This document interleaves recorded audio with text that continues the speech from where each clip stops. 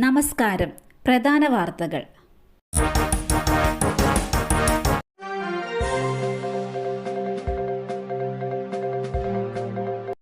ചിന്നക്കനാലിൽ വീണ്ടും കാട്ടാന ആക്രമണം, വൻ നാശനഷ്ടം.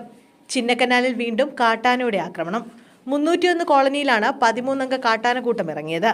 ഇന്നലെ രാത്രി ഇറങ്ങിയ കാട്ടാനക്കൂട്ടം കോളനിക്ക് സമീപം നാശം വിതച്ചു. ഇപ്പോഴും കാട്ടാനക്കൂട്ടം മേഖലയിൽ തുടരുകയാണ്. ഇന്നലെ രാത്രിയിൽ ജനവാസ മേഖലയിൽ ഇറങ്ങിയ കാട്ടാനകൾ വ്യാപകമായി ഏലം, കുരുമുളക്, പച്ചക്കറി എന്നിവ നശിപ്പിച്ചതായി പ്രദേശവാസികൾ പറഞ്ഞു. മേഖലയിൽ വൈദ്യുതി ബന്ധം ഇല്ലാതായിട്ട് ഒരാഴ്ച കഴിഞ്ഞു.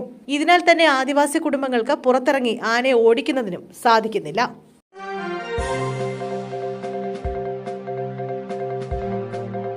ഗായത്രി പുഴയിൽ കാണാതായ വിദ്യാർത്ഥിയുടെ മൃതദേഹം കണ്ടെത്തി.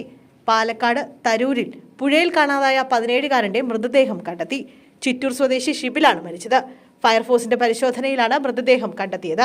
കൂട്ടുകാർക്കൊപ്പം മീൻ പിടിക്കാൻ പുഴയിലിറങ്ങിയ ഷിബിൽ അപകടത്തിൽപ്പെടുകയായിരുന്നു. സ്കൂബ ടീം ഉൾപ്പെടെയുള്ളവർ ഇന്നലെ മുതൽ ഷിബിനായി തിരച്ചിൽ നടത്തിയിരുന്നു.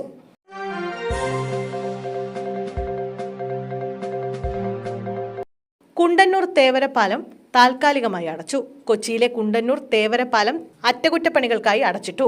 ഇന്നലെ രാത്രി അടച്ച പാലം 2 ദിവസത്തെ അറ്റകുറ്റപ്പണികൾ പൂർത്തിയാക്കി ചൊവ്വാഴ്ച രാവിലെ 8-ന് ഗതാഗതത്തിനായി തുറന്നുകൊടുക്കും.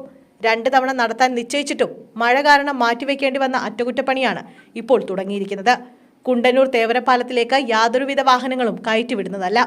യാത്രക്കാർ സഹകരിക്കണമെന്ന് ദേശീയപാത അതോറിറ്റി അഭ്യർത്ഥിച്ചിട്ടുണ്ട്.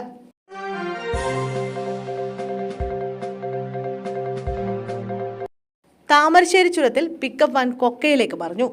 താമരശ്ശേരി ചുരത്തിൽ 6-ാം വളവിലാണ് അപകടമുണ്ടായത്. അപകടത്തിൽ 2 പേർക്ക് പരിക്കേറ്റു. പിക്കപ്പിന് മുന്നിൽ മറ്റൊരു വാഹനം ഇടിക്കുകയായിരുന്നു. വയനാട്ടിൽ നിന്ന് വാഴക്കുലയുമായി എത്തിയ വാഹനമാണ് അപകടത്തിൽപ്പെട്ടത്. കൽപ്പറ്റയിൽ നിന്നുള്ള അഗ്നിശമന സേന സ്ഥലത്തേക്ക് തിരിച്ചിട്ടുണ്ട്.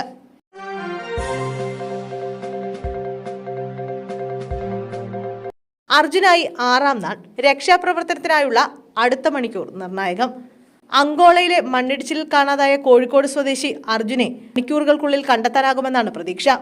തിരച്ചിലിനായുള്ള അടുത്ത 1 മണിക്കൂർ നിർണായകമാണ്. അതേസമയം അർജുനെ കണ്ടെത്താനുള്ള രക്ഷാപ്രവർത്തനത്തിനായി 11 മണിയോടെ സൈന്യം സംഭവസ്ഥലത്തെത്തും.